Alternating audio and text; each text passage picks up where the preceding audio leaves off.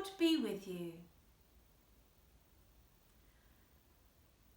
We've gathered today to worship God, Father, Son, and Holy Spirit, and to think about the parable of the Good Samaritan. Today we're thinking particularly about the value of community. And we're focusing on the question, who is my neighbour?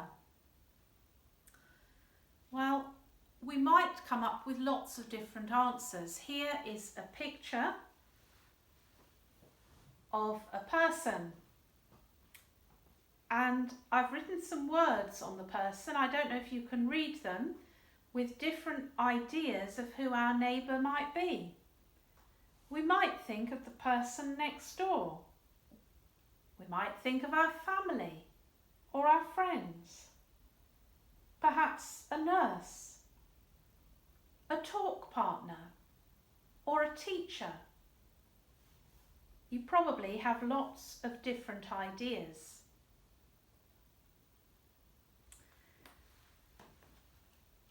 This painting by Hannah Cherian Varghese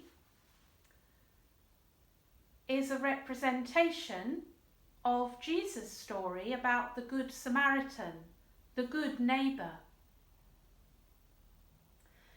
And I'm going to read that story to you now. A man, an expert in the law, asked Jesus, "Who is my neighbour?"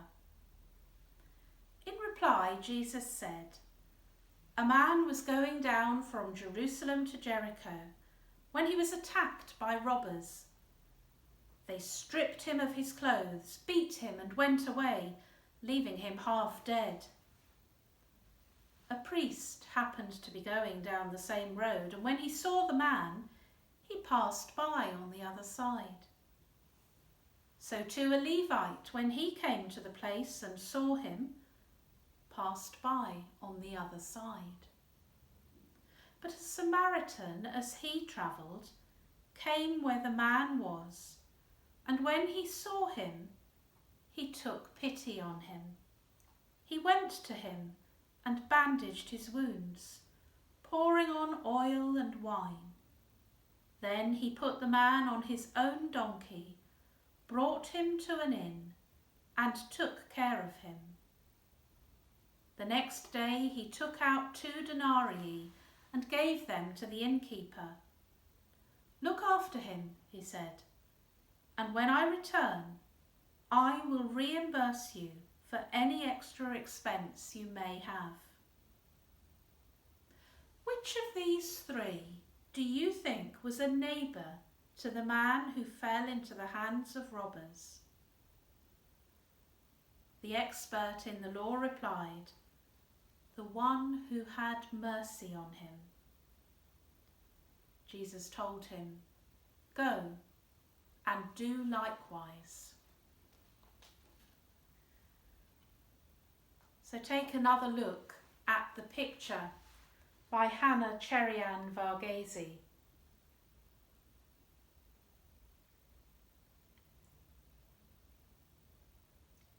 Did hearing the parable that inspired this picture help you understand what the story was about?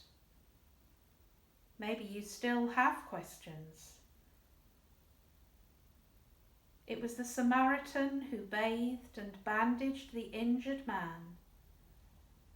The Samaritan would in those days have been seen as coming from a different community, but that didn't stop him from being a good neighbour. In that parable, I think Jesus is showing his followers that our neighbours may not be just like us. They may not even live near us.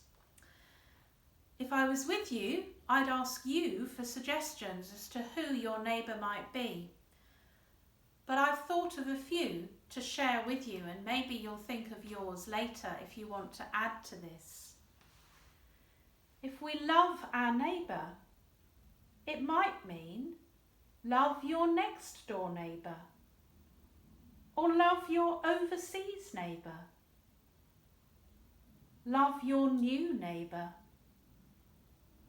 Love your lonely neighbour. Love your elderly neighbour.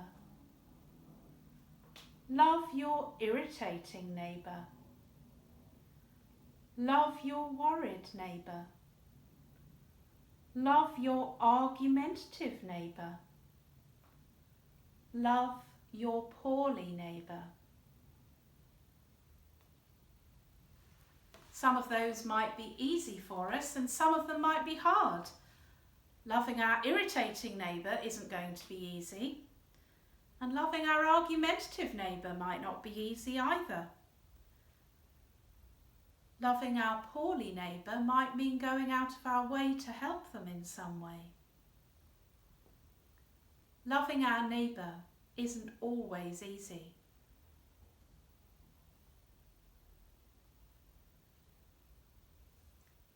I'm going to pray a short prayer now. It's called the Good Neighbour's Prayer. Father God, even when it is difficult, give us the strength we need to love our neighbour,